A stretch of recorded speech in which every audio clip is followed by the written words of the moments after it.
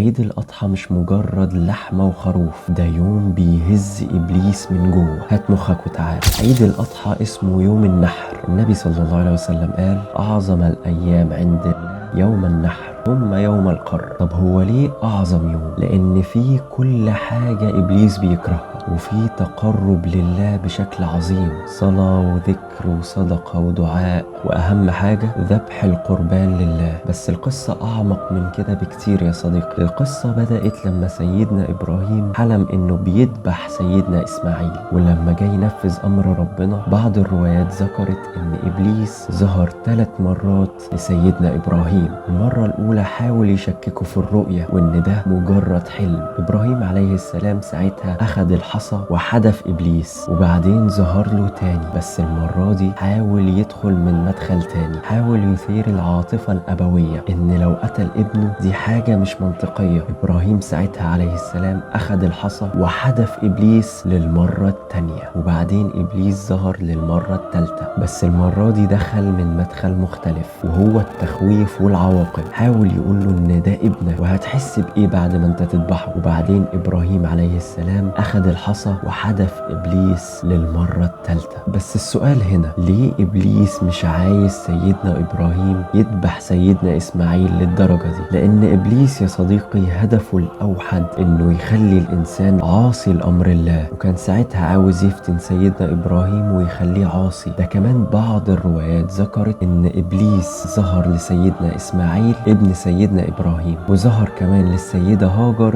زوجة سيدنا إبراهيم، وقال لسيدنا إسماعيل باباك كبر في السن وبدأ يخرف وما تسمعش كلامه. وبعدين سيدنا إسماعيل مسك الحصى وحدف إبليس، بس إبليس يسكت؟ ما سكتش. راح للسيدة هاجر وظهر لها وقال لها جوزك كبر في السن وعاوز يذبح ابنك، الظاهر ان جوزك بدأ يخرف وكبر في السن. ساعتها السيدة هاجر مسكت الحصى وحدفت إبليس، وعشان كده في الحج في رمي الجمرات. وبعدين سيدنا إبراهيم راح نفذ أمر ربنا، جاب سيدنا إسماعيل وكان بيذبح سيدنا إسماعيل، بس ربنا فداه بكبش من الجنة. ومن يومها رمينا للشيطان بالحج وتقليد لرمي سيدنا إبراهيم ليه، والأضحية إعلان طاعة كاملة لله. يعني بتقول للشيطان أنا مسلم وعمري ما اسمع لك ولا امشي وراك. فاهم دلوقتي يا صديقي ليه إبليس بيترعب من اليوم ده؟ لأن ده اليوم اللي انت فيه بتعلن انك مع ربنا مش معاه، وكل مرة بتضحي انت بتجدد البيعة دي. كان معاك الفاتح،